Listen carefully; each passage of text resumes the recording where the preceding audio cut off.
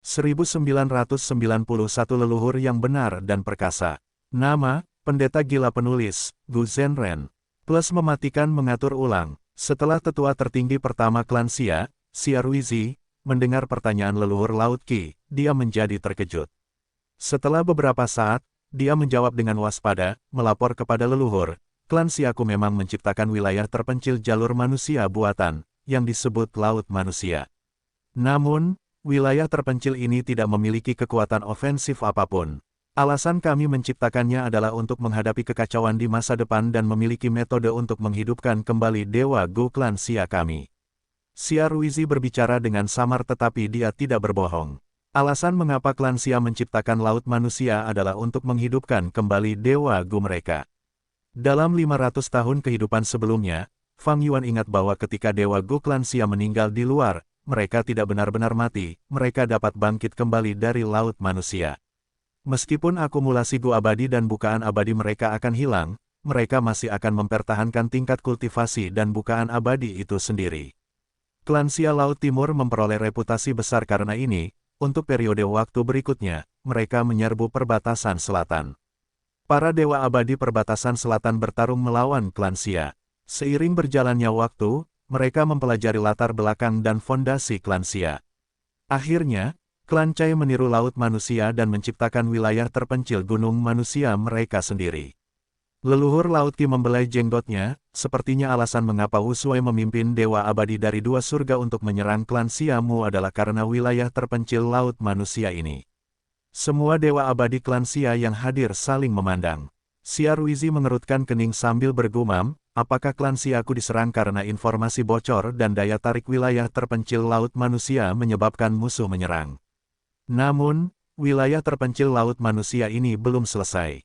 Leluhur Laut Qi memiliki ekspresi muram, jika Wu Shuai tidak memiliki wilayah terpencil Laut Manusia yang lengkap, apakah itu berarti bahwa setelah dia menyelesaikannya, dia akan memiliki Laut Manusia yang sebenarnya dan jurus pembunuh jalur manusianya akan menjadi lebih kuat? Xia Ruizi tersenyum, leluhur, jangan khawatir, penciptaan Laut Manusia berasal dari seorang leluhur klan saya, itu disempurnakan oleh generasi keturunan.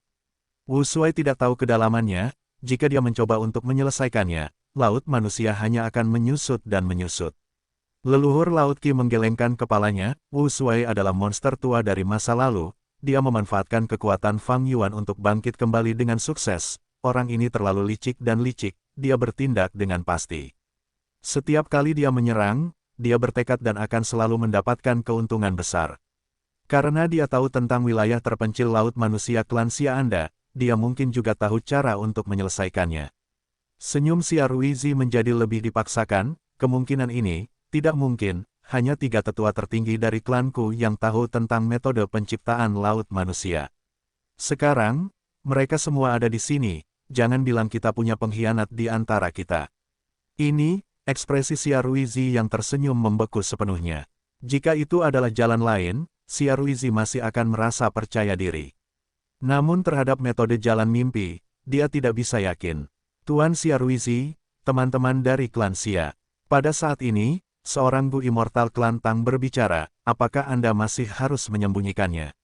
Anda harus memberitahu kami metode penciptaan Laut Manusia, mari kita merujuknya dan mencari tahu kelemahan metode jalan manusia Wu Shuai. Para Gu Immortal klan Xia tercengang. Metode penciptaan Laut Manusia adalah fondasi terdalam klan Xia Laut Timur. Bagaimana mereka bisa mengungkapkannya seperti ini? Gu Immortal klan Tang hanya mengincar Laut Manusia sendiri. Anggota klan Tang terkekeh, maaf atas perkataanku, tetapi teman-teman dari klan Xia, apa yang masih kalian tunggu? Wilayah kalian telah hilang, kalian ingin membuat wilayah terpencil Laut Manusia yang baru dari awal. Tahukah kalian apa yang paling penting sekarang? Ketika leluhur dan Wu Shuai bertarung, itu berakhir seri karena jurus pembunuh jalur manusia itu. Selama kita dapat menyimpulkan jurus pembunuh jalur manusia ini, apakah kita harus takut pada Wu Shuai dan pasukannya? Pada saat itu, bukankah kalian akan kembali ke tanah air kalian? Para Dewa Gu klan Xia menggertakkan gigi mereka karena marah. Klan Tang adalah kekuatan super Laut Timur, mereka berbatasan dengan klan Xia dan memiliki banyak konflik di masa-masa biasa. Karena itu, mereka memutuskan untuk mempersulit klan Xia saat ini. Namun, Meskipun mereka sengaja membuat masalah, kata-kata mereka masuk akal. Ini adalah sesuatu yang bahkan harus diakui oleh para dewa Gu klan Xia. Xia Ruizi memikirkannya sebelum mengambil keputusan, metode untuk menciptakan laut manusia adalah rahasia klan Xia kami. Kami tidak akan mengumumkannya kepada publik. Saya hanya bersedia menyumbangkan esensi jalur manusia ini kepada leluhur saja. Leluhur Laut Qi terluka karena bertarung dengan Wu Shuai, harapan klan Xia kini sepenuhnya berada pada leluhur Laut Qi. Karena kedua surga dipimpin oleh Wu Shuai, Laut Timur hanya memiliki leluhur Laut Qi yang mampu melawan naga jahat dan istana naga secara kolektif. Xia Ruizi kini tengah berusaha mendapatkan dukungan leluhur Laut Qi. Ia tengah membuat rencana untuk klannya sendiri. Namun leluhur Laut Qi menggelengkan kepalanya, saya hanya menanyakan ini untuk memastikan situasinya. Klan Xiamu dapat menyimpan metode penciptaan laut manusia ini. Saya tidak memiliki dasar dalam jalur manusia, bahkan jika saya mendapatkannya, saya tidak dapat menyimpulkan metode Wu Shuai. Xia Ruizi menjadi cemas dan ingin berbicara tetapi leluhur Laut Qi melambaikan tangannya untuk menyela, klan Xia tidak perlu khawatir. Wu Shuai adalah manusia naga, aliansi dua surga juga sebagian besar terdiri dari manusia varian, mereka adalah musuh publik dari 5 wilayah. Jika mereka menyerbu 4 wilayah lainnya, biarlah, tetapi mereka tetap memilih Laut Timur, jadi sebagai manusia, aku akan melawan manusia-manusia varian ini dengan sekuat tenagaku. Leluhur itu benar dan perkasa.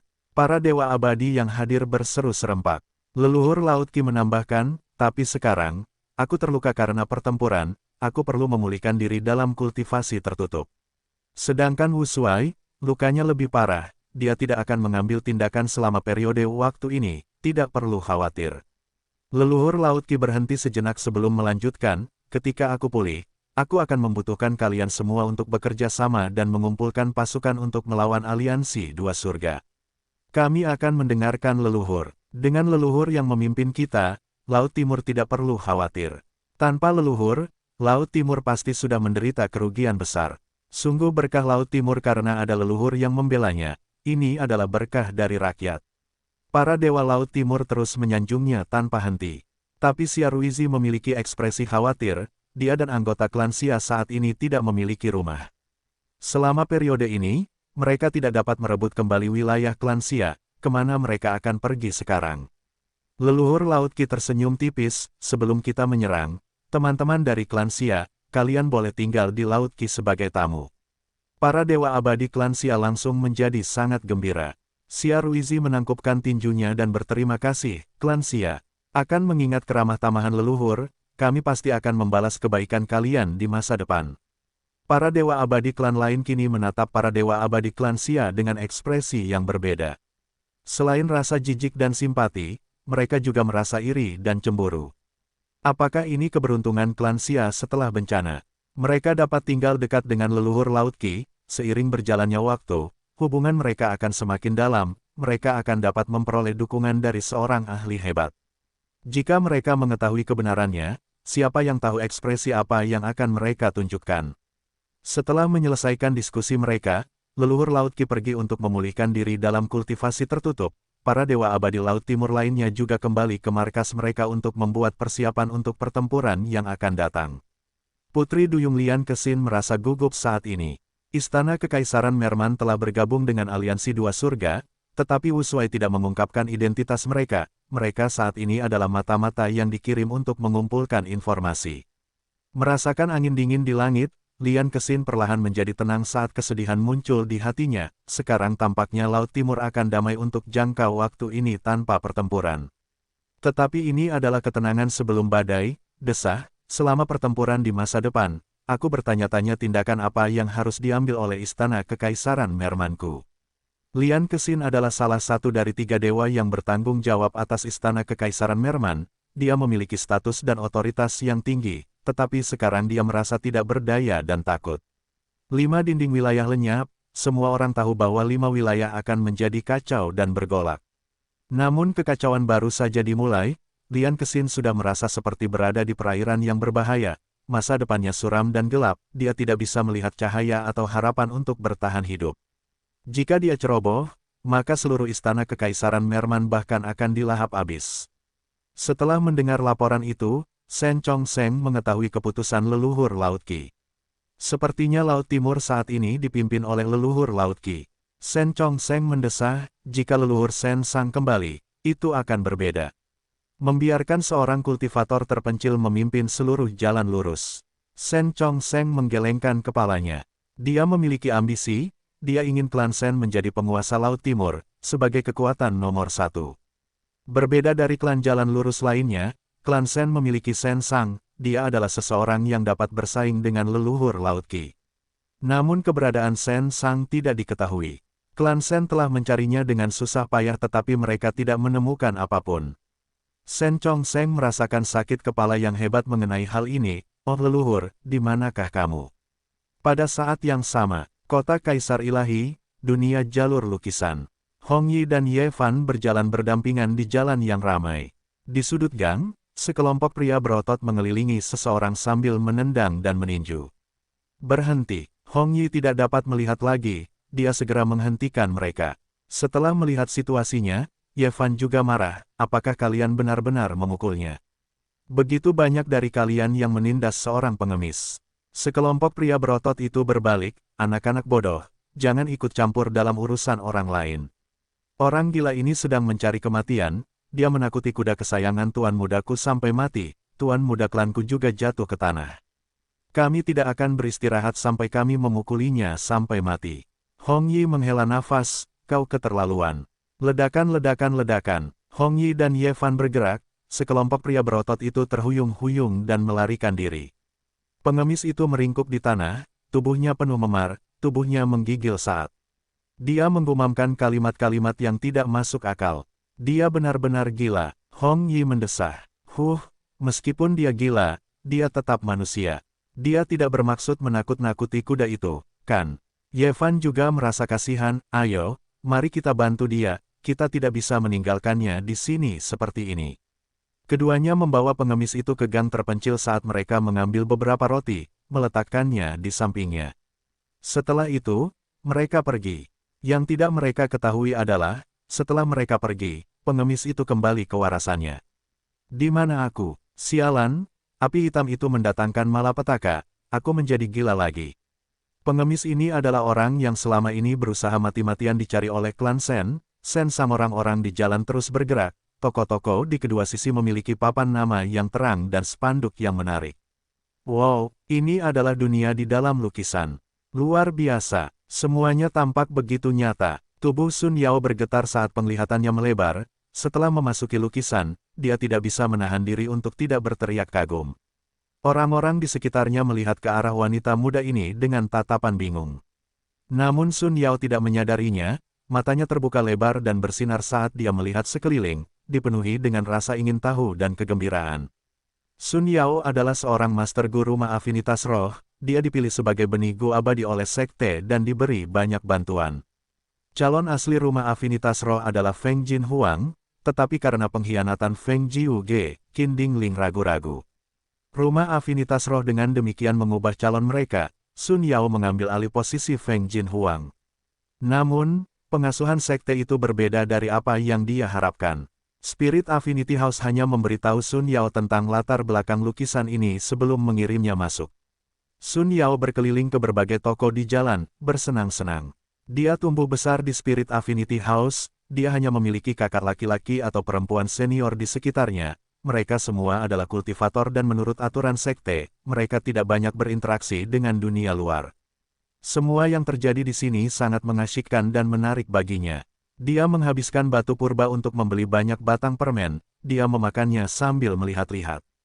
Dia melihat seniman pemotong kertas di gang-gang, di mana potongan-potongan kertas merah dengan cepat diubah dengan gunting menjadi kupu-kupu dan bunga yang tampak seperti nyata. Dia pergi ke teater untuk menikmati opera, dia melihat orang-orang dengan wajah mereka yang dicat, gaun mereka yang berlebihan, dan nyanyian mereka yang panjang dan melengking. Dia berhenti di sudut jalan dan melihat dua pria kuat melakukan pertunjukan menghancurkan batu di dada mereka. Tiba-tiba, bahunya ditepuk. Sun Yao berbalik dan melihat seorang pria muda, dengan wajah persegi dan penampilan yang jujur. Sebelum Sun Yao sempat membuka mulutnya, pemuda dengan sikap jujur dan benar ini tersenyum malu dan berkata, apakah kamu dari 10 sekte kuno besar?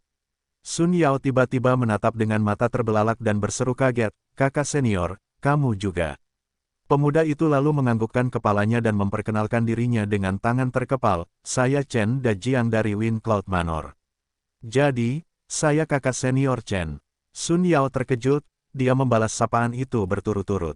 Chen Dajiang adalah murid nomor 1 Wind Cloud Manor generasi saat ini. Sun Yao sudah mengetahui namanya sebelumnya.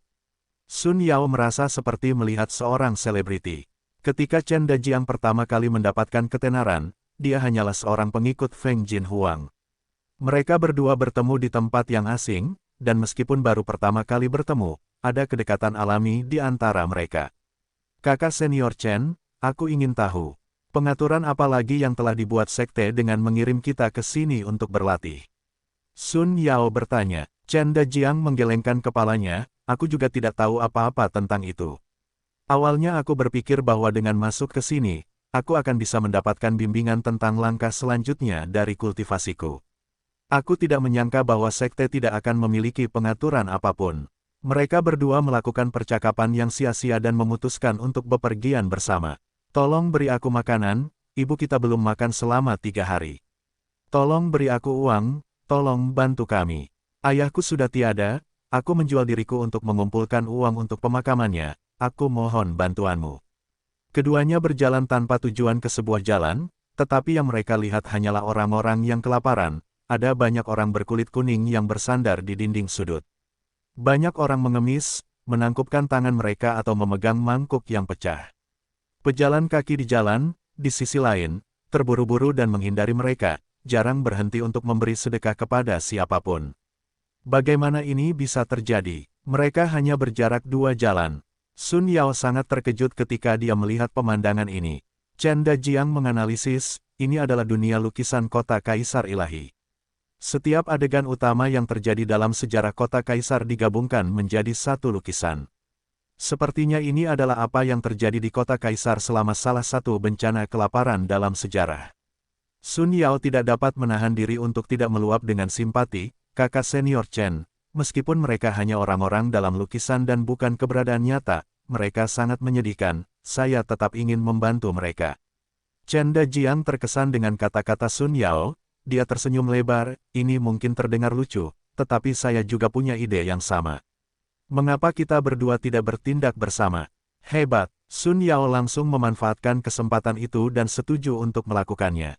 Mereka berdua menyumbangkan uang dan tenaga, tidak hanya memberikan batu purba, tetapi juga membeli bubur, roti, dan makanan lain untuk dikirimkan kepada para pengemis ini. Orang-orang baik, terima kasih, para dermawan, kami tidak akan pernah melupakan tindakan kebaikan Anda. Para dermawan, izinkan saya mengikuti Anda berdua sebagai balasan atas kebaikan Anda. Orang-orang yang dalam kesulitan itu bersyukur dan menghargai. Tepat saat itu, sebuah suara melengking menyela, apa yang kalian lakukan? Ketika Sun Yao dan Chen Dajiang menoleh, mereka melihat seorang Master Gu mengenakan jubah putih dengan sabuk giok di pinggangnya, posturnya setegak pedang, aura arogansi dapat dirasakan di antara alisnya saat dia berjalan ke arah mereka. Jadi itu kakak Xiao Qixing dari lembah kupu-kupu roh. Chen Dajiang menyapa dengan tangan terkepal.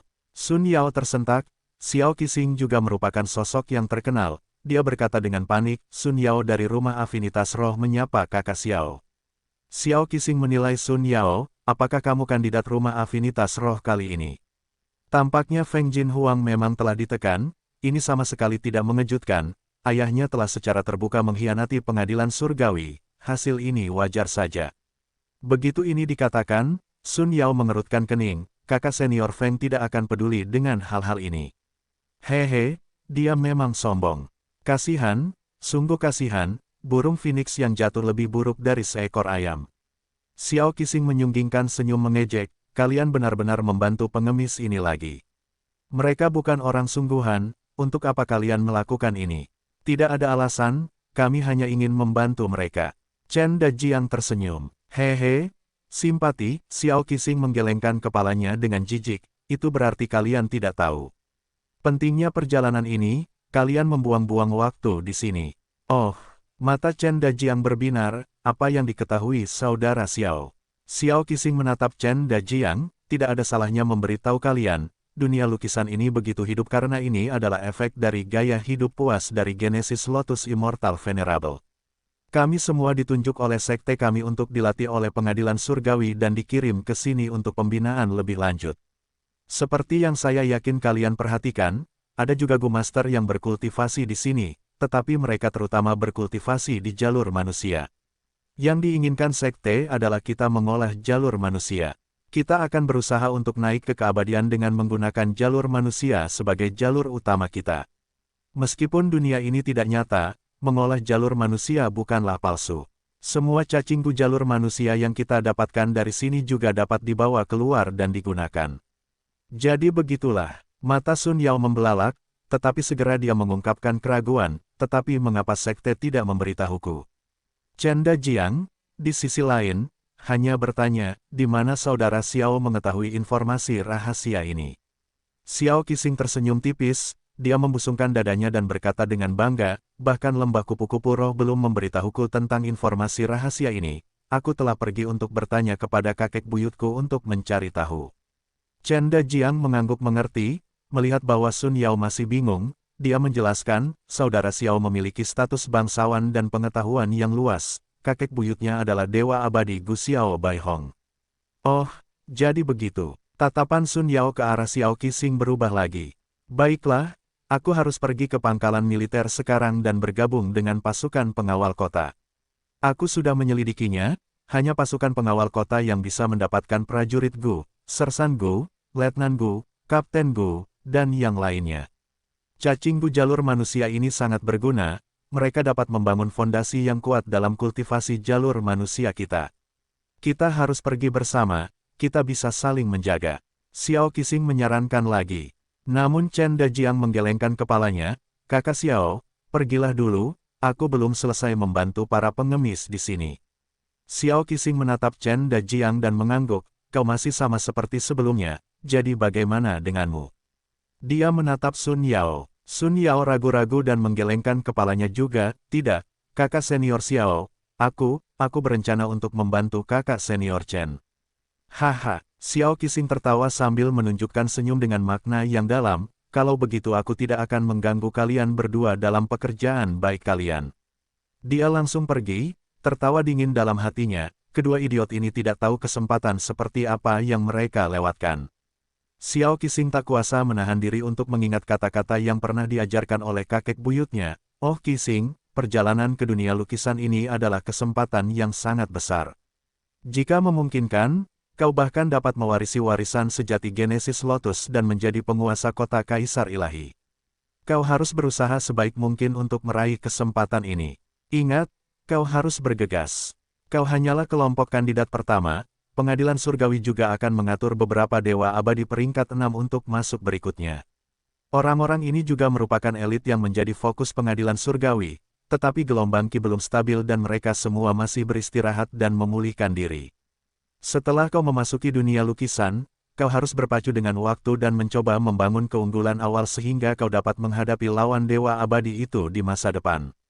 Jangan takut, dewa abadi ini hanya dapat mengikuti aturan di dunia lukisan. Di dalamnya, makhluk abadi dan manusia pada dasarnya setara. Jantung Xiao Qixing berdebar kencang setiap kali ia mengingat kata-kata ini. Ini adalah kesempatan yang tak tertandingi, tentu saja ia ingin meraihnya. Sun Yao dan Chen Dajiang tidak tahu cerita di balik layar, jadi Xiao Qixing ingin membujuk mereka untuk membantu dirinya sendiri. Sayang sekali bahwa keduanya benar-benar ingin melakukan perbuatan baik, mereka benar-benar tidak memenuhi syarat untuk bekerja dengannya. Xiao Qixing melihat ini dan tidak mau membuang waktu dan energi yang berharga untuk mereka. Kami membawa roti kukus dan bubur, makanlah perlahan dan jangan tersedak. Sun Yao meletakkan semangkuk bubur dan roti kukus di depan Shen Sang. Shen Sang masih penuh luka dan menyerupai seorang pengemis, duduk di tempat teduh di sudut seperti patung batu. Sun Yao juga tidak memperdulikannya, lagi pula, ada banyak pengemis yang diam seperti itu. Dia melakukan ini untuk membantu orang lain, bukan demi mendengarkan beberapa kata terima kasih dan pujian. Mata Shen Sang mengandung cahaya terang saat dia melihat Sun Yao yang dekat dengannya, dan juga ke belakang Xiao Qixing, yang hendak menghilang di kejauhan jalan. Orang-orang ini semuanya adalah benih Dewa Gu Pengadilan Surgawi. Untuk menghadapi gelombang zaman yang hebat, pengadilan surgawi telah membuat rencana jangka panjang. Xiao Baihong terlalu picik dan bahkan tidak tahu bahwa dia telah menyakiti cicitnya sendiri. Sun Yao dan Chen Dajiang sebelumnya tidak tahu apa-apa, tetapi sekarang, meskipun mereka mengetahui beberapa cerita dari dalam, mereka masih menjunjung tinggi sifat mereka dan bertindak sesuai keinginan mereka. Keduanya pasti akan mendapat banyak manfaat jika mereka terus melakukannya. Shen Sang berpikir dalam hati. Meskipun ketiga orang ini menyiarkan percakapan mereka, mereka tidak dapat menyembunyikannya dari karakter seperti Shen Sang. Shen Sang mendesah dalam hatinya. Susunan Genesis Lotus Immortal Venerable benar-benar luas dan agung, aku benar-benar mengaguminya. Dalam sejarah, warisan sejati jalur manusia terbesar adalah U003C, U003T Legends of Rensu, U003E, U003E. Meskipun buku ini tampak dangkal, namun sangat mendalam, hanya sekelompok kecil orang yang benar-benar dapat memahami esensi sejatinya dan menciptakan jurus pembunuh jalur manusia. Petik 2. Namun, untuk membangun jalur, jurus pembunuh ini terlalu sedikit dan langka, jurus-jurus itu seperti bulan di balik awan, orang normal tidak dapat mencapainya. Meskipun jalur manusia memiliki potensi yang begitu besar, ia tidak memiliki fondasi yang ditetapkan di atasnya, ia tidak dapat berkembang hingga sekarang. Namun Genesis Lotus Immortal Venerable menciptakan dunia lukisan ini, ia menggunakan pemandangan dunia fana selama jutaan tahun terakhir untuk memperoleh fondasi jalur manusia. Ia memberikan kontribusi yang sangat besar terhadap pengembangan jalur manusia. Ia benar-benar pilar dasar jalur manusia. Pengembangan jalur manusia di sini juga sangat membantuku. Aku bertanya-tanya apa yang terjadi ketika aku dalam keadaan gila, bagaimana aku bisa berakhir di sini. Sayang sekali aku tidak bisa menghubungi klon Fang Dichang milik Fang Yuan. Apa yang terjadi padanya? Shen Sang adalah orang yang sebelumnya bekerja sama dengan Fang Dichang dan berhasil mengungkap metode jalur manusia para bangsawan, menambahkan bobot yang signifikan untuk mengubah keseimbangan pertempuran dalam perang takdir. Shen Sang tahu bahwa Fang Dichang telah menyempurnakan istana kacang ilahi sebelumnya, dia memiliki otoritas yang besar atasnya.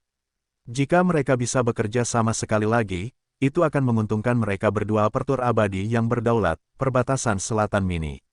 Di sebuah lembah, Sisi Cheng membungkuk untuk memeriksa jamur batu di dalam lembah. Jika jamur batu ini dalam kondisi baik, tingginya akan mencapai 5 kaki, berbentuk seperti pohon kecil dengan penutup seperti payung. Namun, jamur batu ini pendek, seperti tunggul yang tertinggal setelah pohon ditebang. Dan alih-alih warna batu abu-abu yang sehat, tubuh mereka ditutupi warna beraneka warna yang terdistorsi, dan orang bisa tahu sekilas bahwa mereka tidak normal. Jamur batu ini hancur. Setelah Sisi Cheng menyelesaikan pemeriksaannya dan memastikan hal ini, ekspresinya cukup jelek. Meskipun kultivasinya hanya peringkat 6, dia dihargai oleh Fang Yuan dan diatur untuk memimpin suku manusia batu di perbatasan selatan mini. Sisi Cheng sangat menghargai Fang Yuan dan berdedikasi untuk mengembangkan suku manusia batu, untuk memenuhi harapan Fang Yuan. Ladang jamur batu ini adalah titik sumber daya berukuran sedang yang telah dia bangun sendiri demi suku manusia batu. Untuk membangun titik sumber daya ini, Sisi Cheng secara khusus meminta banyak material abadi dari klon jalur waktu Fang Yuan sebagai investasi awal. Saat itu, dia bahkan bersumpah dan menjamin bahwa akan ada keuntungan yang diinginkan. Alhasil, kenyataan bagaikan tamparan di wajah Sisi Cheng. Apa yang terjadi? Saya jelas mengikuti catatan suku untuk membudidayakan jamur batu dengan hati-hati tanpa kesalahan. Sisi Cheng sangat bingung. Beberapa hari yang lalu, semua jamur batu ini tumbuh normal dan semuanya baik-baik saja. Namun setelah beberapa hari berlalu, jamur batu ini menjadi seperti ini. Bagaimana saya bisa menjelaskan ini kepada Tuan Fang Yuan? Sisi Cheng mengerutkan alisnya dan mendesah. Pada saat ini, cahaya menyala dan kehendak Fang Yuan terpancar di udara. Kehendak itu kokoh dan tampak nyata. Sisi Cheng tersentak dan segera membungkuk, bawahan memberi hormat kepada Tuan. Surat wasiat Fang Yuan melambaikan tangannya, aku sudah tahu tentang situasimu di sini, ladang jamur batu hancur, tidak ada yang bisa menyalahkanmu, itu adalah bencana alam. Kau harus kembali sekarang, sejumlah bahan abadi lainnya akan tiba sebentar lagi, dan kau bisa membangun lembah jamur batu kedua. Sisi Cheng sangat gembira dan berterima kasih padanya, tetapi juga ingin mengatakan sesuatu. Surat wasiat Fang Yuan menunjukkan senyum pengertian, apakah kau berpikir untuk bertanya apa yang menyebabkan jamur batu ini hancur? Sisi Cheng mengangguk, Tuan itu tanggap, aku ingin bertanya apakah jamur batu ini masih bisa didaur ulang dengan cara tertentu. Akan sangat disayangkan jika dibuang begitu saja. Namun Fang Yuan menggelengkan kepalanya, Anda tidak perlu memikirkan detailnya, jika saya bisa menyelesaikannya, Anda tidak perlu khawatir. Jika saya tidak bisa menyelesaikannya, tidak ada gunanya bagi Anda untuk mengetahuinya. Mengenai jamur batu ini, tidak ada satupun yang dapat digunakan, bahkan jika digunakan sebagai bahan untuk memurnikan Gu, mereka hanya akan menyebabkan lebih banyak kerusakan. Anda dapat pergi sekarang. Baik, tuanku. Sisi Cheng pamit dengan hormat, dia khawatir dalam hatinya, mengapa kita memiliki masalah sebesar ini. Menurut nada bicaranya, mungkin tidak mungkin untuk menyelesaikan masalah ini. Sisi Cheng pergi, hanya kemauan Fang Yuan yang tersisa di lembah ini. Ekspresi Fang Yuan muram. Dia mengamati seluruh lembah terlebih dahulu, jamur batu yang tak terhitung jumlahnya di lembah telah menjadi objek yang terpelintir, permukaan yang awalnya halus membentuk lipatan yang tak terhitung jumlahnya. Warnanya cerah, seperti kumpulan makhluk beracun, membuat orang merasa takut. Ini tentu saja hanya penampilannya. Di mata Fang Yuan, dia bisa melihat bahwa tanda dao jalur bumi asli di jamur batu ini telah terganggu dan hanyut. Banyak tanda dao yang berbeda dari jalur lain, termasuk jalur angin, jalur petir, jalur racun, jalur gelap, jalur api, dan sebagainya, ditambahkan sebagai gantinya. Karena itu, jamur batu ini hanya bisa dibuang sebagai bahan limbah. Setidaknya saat ini, Fang Yuan tidak punya cara untuk memanfaatkannya.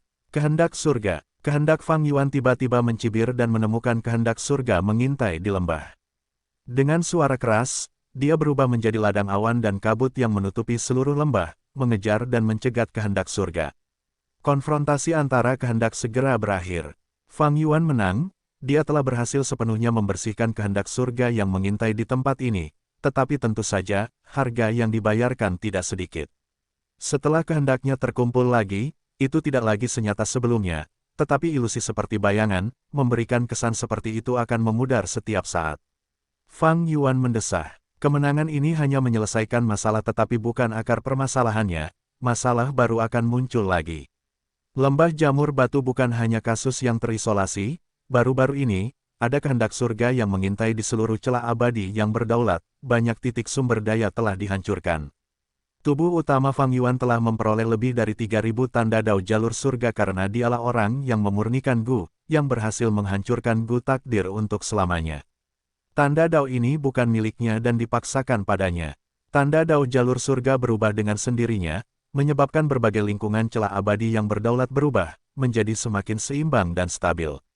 Dalam jangka panjang, perubahan ini secara alami akan lebih banyak manfaatnya daripada kerugiannya, sangat meningkatkan potensi pengembangan celah abadi yang berdaulat. Namun, jika seseorang melihat masa depan yang dekat, itu akan menyebabkan Fang Yuan menderita kerugian besar. Fang Yuan bukanlah kekuatan super, semua harta miliknya ada di celah abadi yang berdaulat.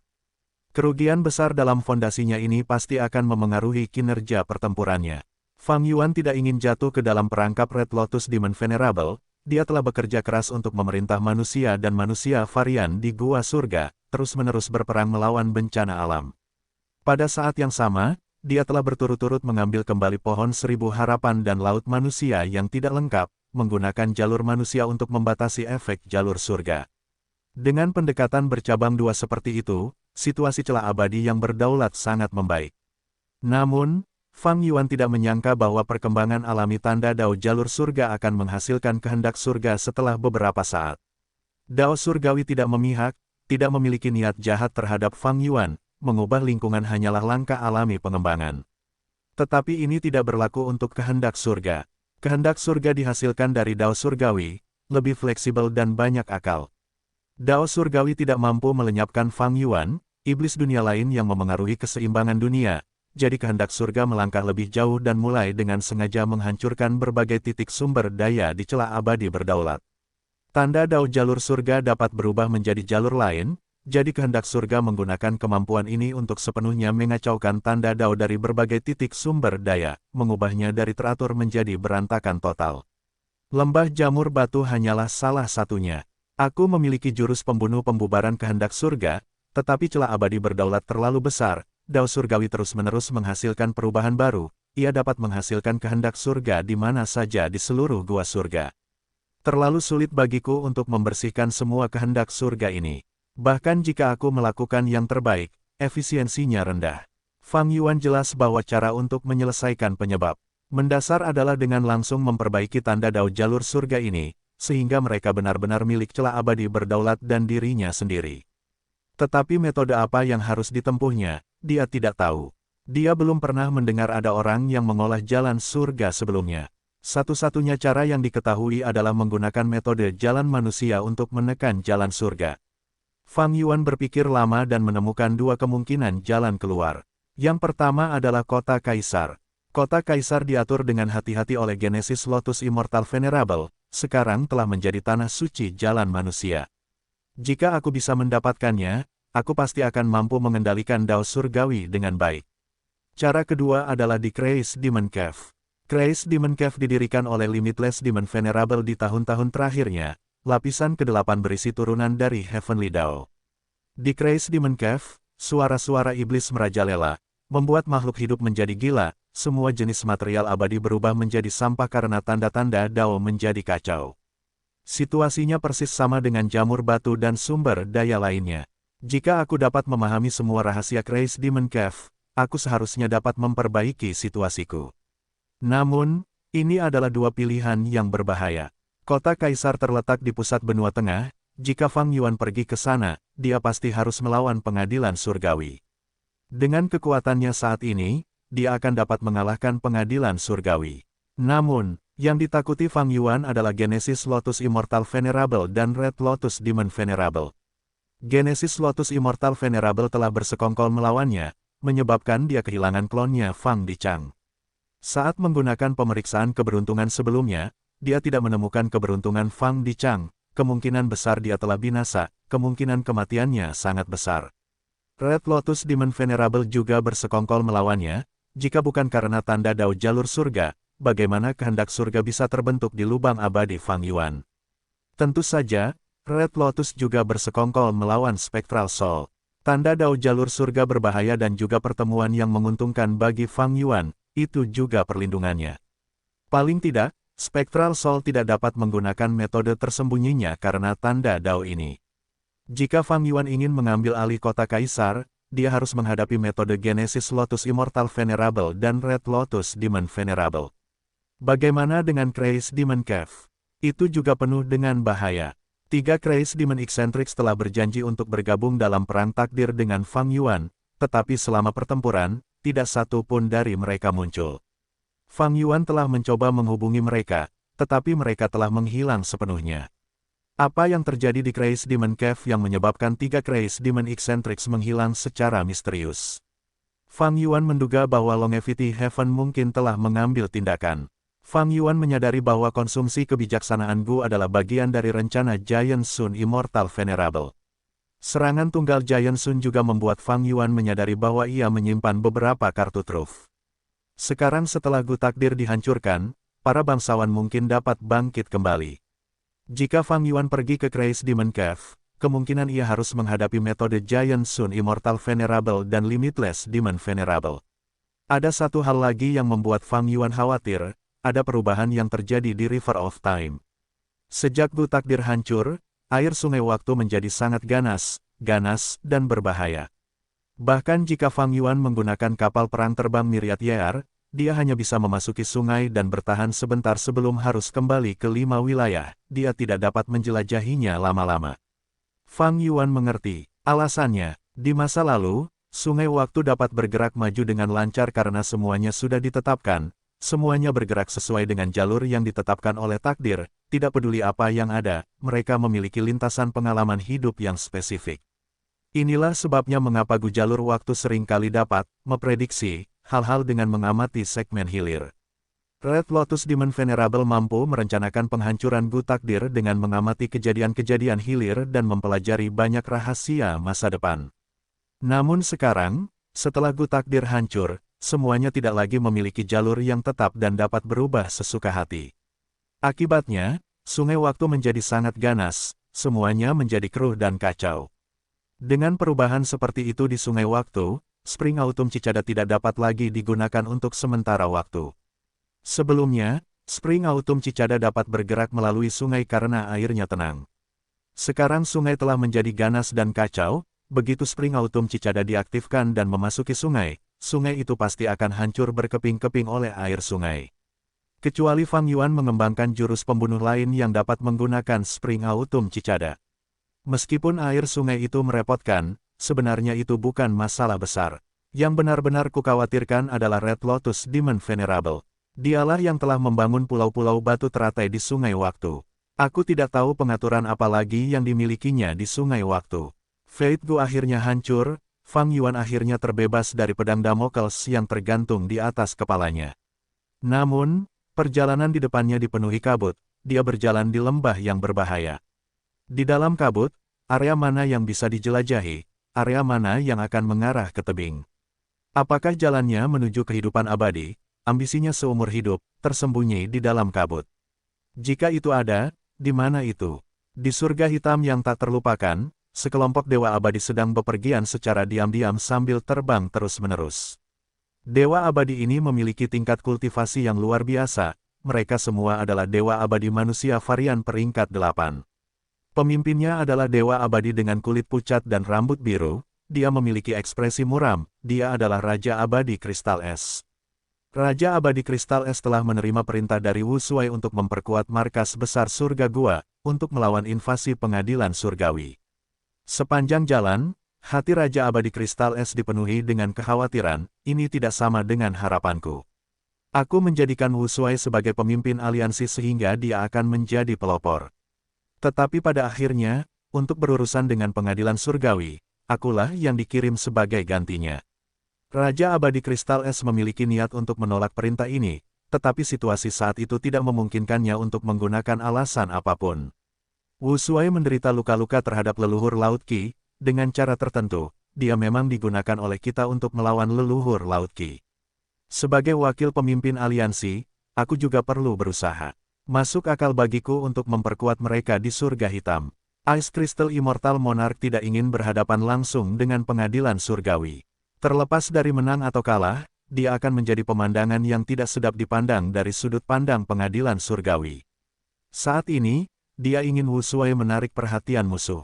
Namun, dunia tidak sesederhana yang dia kira, masyarakat kejam terhadap semua orang, saat ini, dia didorong maju sebagai garda depan. Aku benar-benar tidak dapat melawan arus. Ice Crystal Immortal Monarch mendesah dalam pada dirinya sendiri. Dia pasti harus menyelamatkan mereka, tetapi cara untuk melakukannya adalah sesuatu yang dapat dia tentukan sendiri. Wakil pemimpin aliansi, kami menemukan sejumlah besar Gu Immortal. Di depan, Gu Immortal yang menyelidiki tiba-tiba berbicara, mereka adalah sekutu kita. Ice Crystal Immortal Monarch mengangguk sebagai jawaban, tidak terkejut, temui mereka. Meskipun Ice Crystal Immortal Monarch menyesali posisi wakil pemimpin aliansinya, sekarang sudah terlambat, dia hanya bisa memanfaatkan sepenuhnya otoritas yang dimilikinya. Sebelum berangkat, dia telah menggunakan statusnya sebagai wakil pemimpin aliansi untuk memerintahkan pasukan gua surga yang tersisa untuk saling membantu. Untuk mengusir pengadilan surgawi, mereka harus menyumbangkan kekuatan mereka. Kedua kelompok dewa abadi berkumpul, Raja Abadi Kristal Es melihat bala bantuan, dia merasakan kemarahan yang memuncak dalam hatinya. Musuh ada di depan tetapi pasukan gua surga ini masih berusaha mempertahankan kekuatan mereka. Gua surga terlalu berjauhan, kita tidak banyak berinteraksi secara normal, bahkan jika kita bekerja sama, itu hanya karena tekanan eksternal. Kemarahan Ice Crystal Immortal Monarch segera berubah menjadi ketidakberdayaan dan kesedihan. Kalau begitu, aku juga harus menyembunyikan kekuatanku sendiri, mari kita tampilkan pertunjukan yang dangkal. Bagaimanapun, orang-orang yang kubawa sudah merupakan kekuatan yang cukup besar. Pengadilan surgawi sangat kuat, jika memungkinkan, Ice Crystal Immortal Monarch tidak ingin menghadapi mereka secara langsung. Dia tahu batas kemampuannya sendiri, jika dia benar-benar menyerang tanpa rasa takut, dia mungkin tidak akan kembali hidup-hidup. Sementara Ice Crystal Immortal Monarch memikirkan hal ini, ekspresinya berubah saat matanya melebar, hampir memuntahkan api amarah. Para Gu Immortal lainnya melihat ekspresi Ice Crystal Immortal Monarch dan berbalik. Seseorang bertanya, wakil pemimpin aliansi, apa yang terjadi? Apakah markas besar klan Xia telah jatuh? Ice Crystal Immortal Monarch menggertakkan giginya, markas besar klan Xia memiliki pemimpin aliansi, bagaimana mereka bisa jatuh? Surga guaku telah diserbu oleh Dewan Penghakiman Iblis, para gu immortal sukuku saat ini sedang melawan mereka sampai mati, kita perlu memperkuat mereka sekarang. Ini, Ibu Abadi Kebijaksanaan Agung masih berpikir untuk menyelamatkan gua surganya, dia ragu-ragu. Raja Abadi Kristal Es menatapnya, gua surgamu telah jatuh ke tangan musuh, hasilnya telah diputuskan. Namun, gua surga Kristal Esku masih melawan mereka, masih ada harapan. Kita harus segera kembali untuk memperkuat mereka, jika ada yang tidak membantu, aku akan melaporkannya kepada pemimpin aliansi Ushuai. Raja Abadi Kristal Es memanfaatkan nama Ushuai, dan karena varian manusia Gu Abadi yang dekat dengan Raja Abadi Kristal Es menyatakan dukungan mereka, Ibu Abadi Kebijaksanaan Agung dan yang lainnya harus mengikuti perintah ini. Para abadi tidak menyembunyikan jejak mereka lagi, mereka terbang menuju Gua Surga Kristal Es dengan kecepatan tercepat mereka. Pintu masuk Gua Surga terbuka saat Raja Abadi Kristal Es terbang masuk dengan cemas, sementara yang lainnya mengikuti. Gua Surga Kristal Es sudah dalam pertempuran yang kacau, papan penghakiman iblis terbang seperti meteor, membantai semua yang ada di jalurnya, sama sekali tidak dapat dihentikan. Para dewa abadi manusia salju peringkat 6 dan 7 di Gua Kristal Es surga tidak terlihat dimanapun. Mereka mengendalikan formasi untuk melepaskan badai salju di Dewan Penghakiman Iblis, tetapi efeknya sangat minim. Tiba-tiba, Dewan Penghakiman Iblis mengeluarkan cahaya merah darah tajam yang mendarat di area kendali formasi. Para dewa abadi manusia salju dengan cepat memasang pertahanan mereka, cahaya merah darah itu tampaknya dipantulkan oleh cermin saat berubah arah dan melesat ke tempat lain. Ledakan, ada suara keras saat langit dan bumi berguncang, cahaya merah. Darah meledak saat langit berubah menjadi merah. Untuk radius beberapa ribu li, dataran yang bersalju dan tertutup es hancur total. Ah, dataran es badai saljuku. Raja Abadi Kristal Es melihat ini dan menjadi sangat marah. Dataran es ini adalah tempat berkumpul terbesar ras manusia salju di surga Gua Kristal Es. Sekarang setelah dihancurkan, hampir 10 juta manusia salju biasa tewas dengan kematian yang mengerikan. Dataran es badai salju memiliki makna khusus bagi Raja Abadi Kristal Es secara pribadi. Upacara kedewasaannya diadakan di dataran es badai salju ini. Saat itu, ayahnya telah membawa Raja Abadi Kristal Es muda ke pinggiran dataran es. Kamu sudah dewasa sekarang, anakku. Dataran es yang kamu lihat di sini adalah lokasi ujianmu. Kamu harus bertahan hidup 7 hari di sini untuk lulus ujian. Kamu akan memenuhi syarat untuk menjadi Master Gu dan membangunkan apercermu. Raja Abadi Kristal Es muda menatap dataran yang luas ini dan merasa tersesat, ketakutan muncul di matanya. Ayahnya mengamati ekspresinya dan berkata, rasa takut itu wajar karena kamu mungkin akan mati di sini. Ujiannya adil, kamu perlu mengalami bahaya kematian agar memenuhi syarat untuk menjadi Gu Master. Bahkan sebagai Gu Immortal, aku tidak bisa melindungimu dari ini. Aku hanya bisa memberimu saran. Apa itu? Tanya Raja Abadi Kristal Es muda. Terlalu sulit untuk hidup sendirian di dataran es selama 7 hari, hampir tidak ada harapan. Ayahnya menggelengkan kepalanya, tetapi ada banyak suku manusia salju di dataran es ini. Jika kamu dapat mengikuti jejak untuk menemukan mereka, mereka akan melindungimu. Tetapi aku tidak mengenal orang-orang ini. Ice Crystal muda khawatir. Ayahnya menjelaskan dengan cermat, jangan khawatir. Suku manusia salju akan melindungi setiap orang yang terdampar, karena orang-orang ini pada akhirnya akan melindungi seluruh ras. Mereka pasti akan membantumu, anakku, jika kamu berhasil dalam ujian, terlepas dari pencapaianmu, kamu harus melindungi seluruh ras kita. Beginilah cara manusia salju hidup. Seperti yang diharapkan, Ice Crystal muda bertahan hidup selama 3 hari 3 malam di dataran es, mengejar jejak suku manusia salju. Pada saat hidup dan mati, ia merangkak menuju suku pemburu di dekat pinggiran dan ditemukan, berhasil bertahan hidup. Suku itu menerimanya dan menyembuhkannya secara gratis, menyambutnya untuk menjadi anggota suku mereka. Meskipun Ice Crystal muda akhirnya pergi, pengalamannya di suku itu terukir dalam di hatinya, itu memengaruhinya selama sisa hidupnya sampai sekarang. Setelah ia menjadi peringkat 8 dan mewarisi gelar Raja Abadi Ice Crystal, menjadi pemilik surga gua, Ia mengembangkan dataran es badai salju dan membuat dataran es yang jarang tumbuh berlimpah dengan sumber daya. Kehidupan manusia salju yang tinggal di dalamnya meningkat pesat, jumlah mereka meningkat secara bertahap. Namun, kini semuanya hancur. Semua hancur oleh gerakan mematikan dari musuh kuat yang memengaruhi seluruh dataran es badai salju. Tidak hanya usaha Raja Abadi Kristal Es hancur total, ingatannya juga menjadi hanya ingatan sekarang, dia tidak bisa lagi menemukannya dalam kehidupan nyata. Kemarahan dan kebencian muncul di hatinya, membakar dengan hebat. Untuk sesaat, Raja Abadi Kristal Es terdiam, dia menarik napas dalam-dalam. Udara di surga gua Kristal Es selalu begitu dingin, sekarang masih sangat dingin.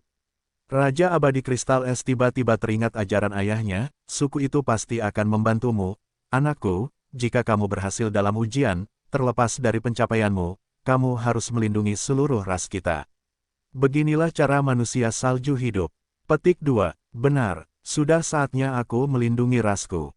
Gemuruh. Pada saat berikutnya, aura es kristal immortal monark meletus, menciptakan badai salju yang hebat saat ia menyerang ke arah Demon Judgment Board. Semua gu immortal di belakangnya terkejut. Ice Crystal Immortal Monarch benar-benar sangat berani. Bala bantuan dari dua surga ada di sini. Di dalam Demon Judgment Board, Gu Yue Fang Zheng menarik napas dalam-dalam saat ekspresinya berubah muram. Banyak orang telah tiba, di antaranya adalah berbagai Gu Immortal peringkat 8. Gu Yue Fang Zheng hanya peringkat 7 tetapi ia tidak gugup, semua pertempurannya sebelum ini telah melunakkan kepercayaan diri dan tekadnya sendiri. Tetapi alasan yang lebih besar adalah juga fakta bahwa ia memiliki keyakinan mutlak pada Gu House Immortal peringkat 8, Demon Judgment Board. Kau menciptakan keributan besar, tetapi bisakah kau melawan Demon Judgment Board? Gu Yue Fang Zheng tersenyum dingin, alih-alih menggunakan gerakan mematikan apapun, ia langsung menggunakan Demon Judgment Board untuk menyerang ke depan. Ice Crystal Immortal Monarch menggertakkan giginya, ia terpaksa mundur. Dia adalah Gu Immortal jalur es dan salju, dia tidak mengolah jalur transformasi atau jalur kekuatan, bagaimana dia bisa melawan Gu House Immortal dengan tubuhnya? Ayo ikut pertempuran juga, cepat! Bekerja sama dan bantu wakil pemimpin aliansi. Aliansi dua surga berteriak dan menyerang sekaligus. Melihat ini, Gu Yue Fang Zheng menjauhkan Demon Judgment Board untuk mundur dari mereka, menarik jarak dengan gesit. Cahaya merah darah berkedip-kedip di Demon Judgment Board, gerakan pembunuh dilepaskan. Monster batu kuno menjadi lebih lambat, Gu Immortal Eggman berlumuran darah, mereka harus menyelamatkan diri sendiri alih-alih menyusun formasi pertempuran kuno. Bangunan Kaisar Hitam yang tidak lengkap dari surga gua rambut aneh juga menunggu di belakang, tidak berani melawan Demon Judgment Board secara langsung. Gu Immortal lainnya bahkan kurang berguna, meskipun ada banyak Gu Immortal peringkat 8, mereka semua takut kehilangan nyawa, hanya menggunakan jurus pembunuh jarak jauh sebagai gantinya. Begitu musuh mendekat, mereka akan memprioritaskan melarikan diri terlebih dahulu. Mereka adalah sekelompok orang yang tidak bersatu. Kalimat ini muncul di benak Ice Crystal Immortal Monarch, dia merasa marah dan cemas.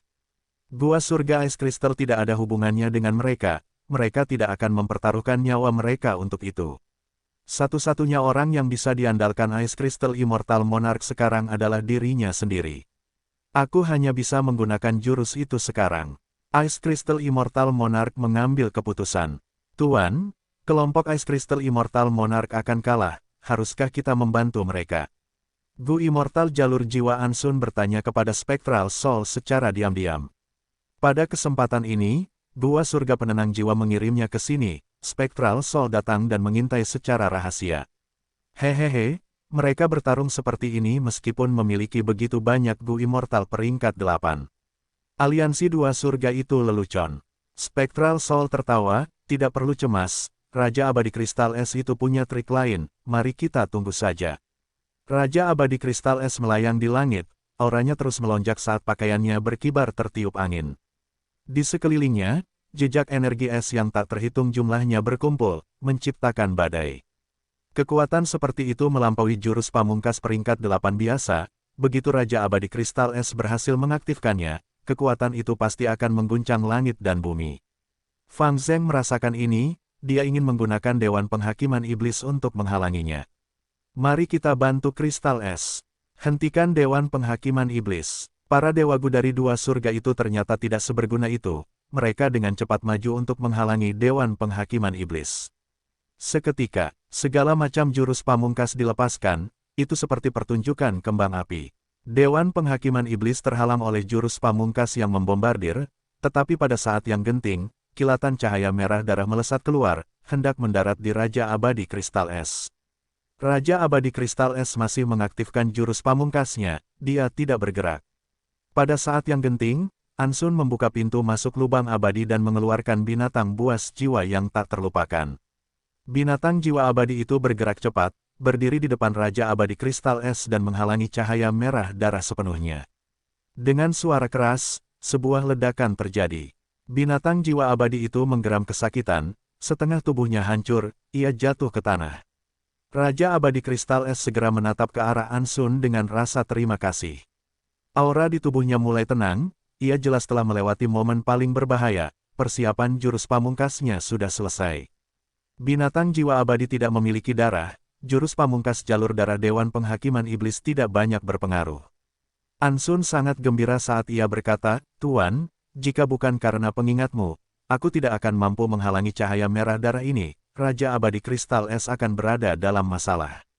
Tidak, jiwa spektral menganalisis, jurus pamungkas yang digunakan Raja Abadi Kristal Es mengandung kedalaman yang dalam. Selama proses aktivasi, ia memperoleh peningkatan level pertahanan, bahkan jika ia terkena, ia hanya akan terluka, aktivasi jurus pamungkas tidak akan gagal. Pengadilan Surgawi, aku akan membiarkanmu merasakan jurus pembunuh unik rasku, peti mati penekan abadi cahaya Kristal Es ekstrim. Teriak Raja Abadi Kristal Es saat semua aura yang melonjak di sekelilingnya menjadi benar-benar tersembunyi. Pada saat berikutnya, seluruh tubuhnya meledak dan menyebar menjadi cahaya es yang tak terhitung jumlahnya. Cahaya es melesat keluar dengan dingin yang ekstrim. Kemanapun mereka pergi, udara akan membeku menjadi kristal es sebelum jatuh ke tanah. Fang Zheng merasakan ada yang tidak beres, dia ingin mengaktifkan papan penghakiman iblis tetapi bagaimana kecepatannya bisa menyamai lampu es. Retak-retak, setiap cahaya kristal yang mengenai papan penghakiman iblis berubah menjadi bongkahan es kecil yang menempel pada papan penghakiman iblis. Cahaya kristal yang tak terhitung jumlahnya melesat ke arahnya dari segala arah. Papan penghakiman iblis tidak punya tempat untuk menghindar. Seketika, lapisan es mulai terbentuk di sekujur tubuhnya. Hati Fang Zheng hancur, dia mengaktifkan papan penghakiman iblis dan menggunakan jurus pamungkas untuk mencairkan lapisan es.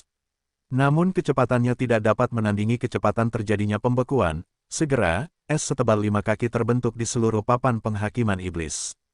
Oh tidak, semakin tebal lapisan es ini, semakin besar efek cahaya es yang mendarat. Mengetahui hal ini, Fang Zheng menjadi pucat karena terkejut. Jurus ini tidak dapat dihindari sejak awal, jurus ini cukup kuat, tetapi kekuatan sebenarnya baru muncul kemudian. Semakin lama berlarut-larut, jurus ini akan semakin kuat. Fang Zheng dengan cepat mencoba menggerakkan papan penghakiman iblis, menghabiskan esensi abadi peringkat 8 yang tersisa untuk mengaktifkan jurus pamungkas terkuat papan penghakiman iblis. Cahaya merah darah menyebar, lapisan es mencair dengan cepat. Selanjutnya, cahaya es tampak bereaksi, mereka dengan cepat menuju area tempat Fang Zheng mencoba menerobos dan membuat kemampuan Dewan Penghakiman Iblis menjadi jauh lebih lemah. Semua Dewa Gu tercengang. Raja Abadi Kristal Es benar-benar sangat kuat. Dia benar-benar menyegel Dewan Penghakiman Iblis Rumah Gu Abadi peringkat 8 Pengadilan Surgawi dengan kekuatannya sendiri. Ini luar biasa, apa nama jurusnya? Peti mati penekan abadi cahaya kristal es yang ekstrim. Seketika, semua dewa bergumam nama jurus pamungkas ini, mengukirnya di hati mereka. Ini adalah jurus pamungkas manusia salju dari zaman kuno, hehe, tak disangka mereka benar-benar telah memperoleh warisan ras. Jiwa spektral yang ada di dalam Ansun tertawa kecil. Ansun mengerti setelah mendengar ini, jadi ini adalah jurus dari warisan ras manusia salju, tidak heran jurus ini begitu kuat. Tunggu. Tidak, apakah jurus pamungkas kuno masih dapat digunakan di era saat ini? Dunia sekarang sangat berbeda dari masa lalu, bukankah jurus kuno seperti itu sudah ketinggalan zaman? Hehehe, Spectral Soul terkekeh, dulu ketika manusia varian menguasai dunia, mereka memiliki jurus-jurus mematikan yang tak terhitung jumlahnya, jurus-jurus yang dipilih secara khusus untuk disimpan dalam warisan ras mereka secara alami lebih menonjol dalam banyak hal. Mengambil peti mati penekan abadi cahaya kristal es ekstrim ini sebagai contoh, intinya bukanlah Gu abadi tetapi manusia varian yang menggunakannya. Kedalaman pengetahuan Spectral Soul tidaklah biasa, ia pernah mencari banyak jiwa di pintu kehidupan dan kematian. Banyak dari jiwa-jiwa ini berasal dari zaman kuno atau zaman kuno terpencil, beberapa bahkan berasal dari zaman kuno abadi. Dengan demikian, Spectral Soul memiliki banyak informasi tentang era-era ini. Meskipun tingkat pencapaiannya telah jatuh ke titik terendah, ingatannya masih utuh. Seperti yang dikatakan Spectral Soul, peti mati penekan abadi cahaya kristal es ekstrim agak mirip dengan jurus pembunuh angin tak terbatas milik Wuyong. Saat menggunakan angin tak terbatas, Wuyong akan menghabiskan tanda dao jalur anginnya sendiri. Sedangkan untuk peti mati penekan abadi cahaya kristal es ekstrim, tidak hanya akan menghabiskan tanda dao jalur es dan salju milik Raja Abadi Kristal Es, tetapi juga akan menghabiskan masa hidupnya. Sebagai jurus pembunuh inti dari Dewa Abadi Manusia Salju, peti mati penekan abadi cahaya kristal es ekstrim tidak terlalu terpengaruh oleh perkembangan era. Pada saat yang sama, Dewa Abadi ras lain tidak dapat menggunakan jurus ini meskipun mereka memilikinya. Dahi Fang Zheng sudah dipenuhi keringat. Raja Abadi Kristal Es menunjukkan kekuatan bertarung yang jauh melampaui ekspektasi Fang Zheng. Dewan Penghakiman Iblis yang agung sebenarnya disegel dalam es, hanya ada sedikit harapan untuk melarikan diri. Bahkan jika Fang Zheng ingin melawan Raja Abadi Kristal Es, dia tidak punya cara untuk melakukannya. Karena Raja Abadi Kristal Es telah berubah menjadi cahaya es yang tak terhitung jumlahnya, ini adalah keunggulan dari gerakan pembunuh peti mati penekan cahaya kristal es yang ekstrim. Melihat Dewan Penghakiman Iblis akan sepenuhnya disegel dalam es, pada saat ini, teriakan burung Phoenix dapat terdengar. Mengikuti suara keras ombak yang menghantam, Pangeran Feng Xian dan Bai Chang Sui tiba. Ternyata saat melawan Raja Abadi Kristal Es, Fang Zheng telah memberitahu Pangeran Feng Xian dan Bai Chang Sui dari pengadilan surgawi. Bai Chang Sui awalnya membersihkan medan perang, dia bisa segera pergi. Adapun Pangeran Feng Xian, dia menyerahkan beberapa keuntungan di sana dan dengan cepat datang untuk memperkuat Fang Zheng. Dua Dewa Gu tingkat 8 melihat Dewan Penghakiman Iblis yang terjebak, mereka berteriak saat salah satu melepaskan semburan api emas, sementara yang lain mengirimkan gelombang besar. Es diserang dari dalam dan luar, tidak dapat bertahan lebih lama karena lapisan es luar dengan cepat retak, Dewan Penghakiman Iblis yang ada di dalam bersiap untuk membalas.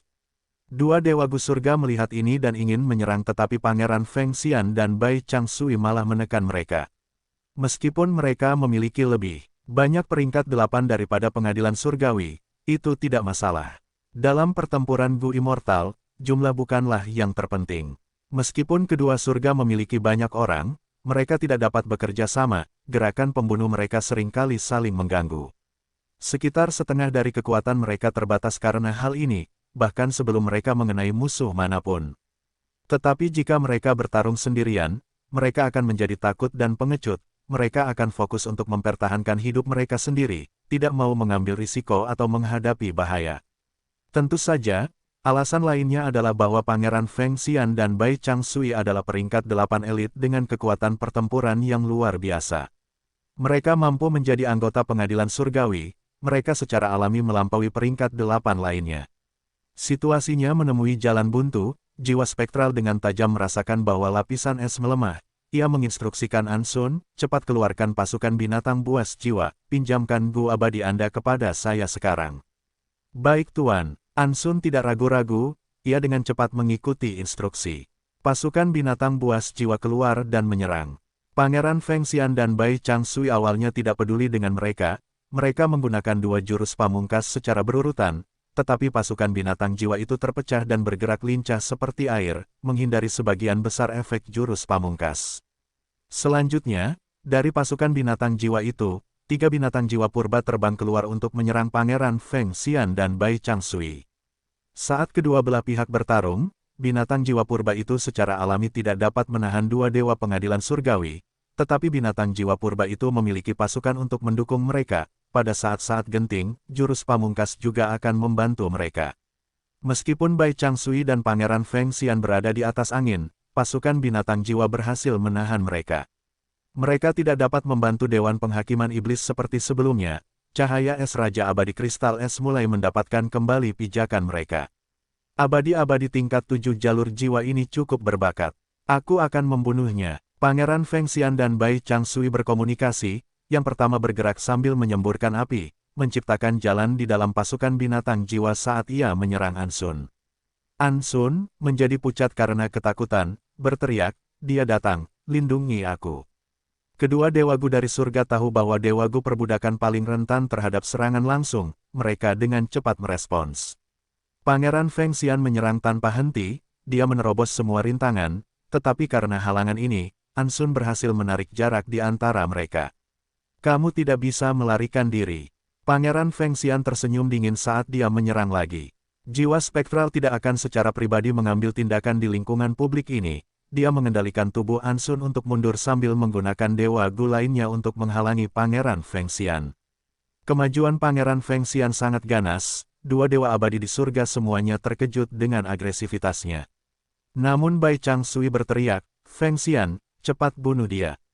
Pangeran Feng Xian menggertakkan giginya, dia tidak menyangka Ansun akan begitu sulit ditangkap. Pada saat ini, cahaya es berhasil menjebak Dewan Penghakiman Iblis lagi. Peti mati es tebal menyegel rumah gu abadi peringkat 8 di tengahnya. Oh tidak, melihat ini, hati Bai Changsui dan Pangeran Feng Xian tenggelam. Melihat bahwa pihak pengadilan surgawi dalam bahaya, pada saat ini, langit dan bumi berguncang, arus ki melonjak saat dunia bergemuruh. Gelombang ki lagi, jiwa hantu mendengus dingin. Gua surga kristal es telah ditembus ketika Pangeran Feng Xian dan Bai Changsui menyerang, itu terhubung ke dunia luar. Pada saat ini, gelombang ki melonjak di dunia luar, menanamkan ke dalam gua surga dengan keras. Gelombang ki melibatkan medan perang, dimanapun itu mencapai, orang-orang jatuh ke tanah. Formasi abadi pertahanan gua surga kristal es tidak dapat bertahan lebih lama lagi, itu hancur, banyak dewa gu manusia salju jatuh ke dalam bahaya mematikan. Cahaya es di sekitar Dewan Penghakiman Iblis berkedip-kedip saat ragu-ragu sejenak. Namun segera, cahaya kristal es melesat ke arah para dewa abadi manusia salju saat mereka berubah menjadi tabung es yang tak terhitung jumlahnya yang melindungi mereka. Namun dengan cara ini, tekanan Dewan Penghakiman Iblis terangkat drastis. Pangeran Feng Xian dan Bai Changsui melihat ini dan segera bergerak, memecahkan lapisan es yang tersisa dan menyelamatkan Dewan Penghakiman Iblis. Kedua dewa abadi itu masuk ke rumah dewa abadi. Dewan Penghakiman Iblis meninggalkan medan perang dengan cepat sambil menahan gelombang ki yang bergejolak.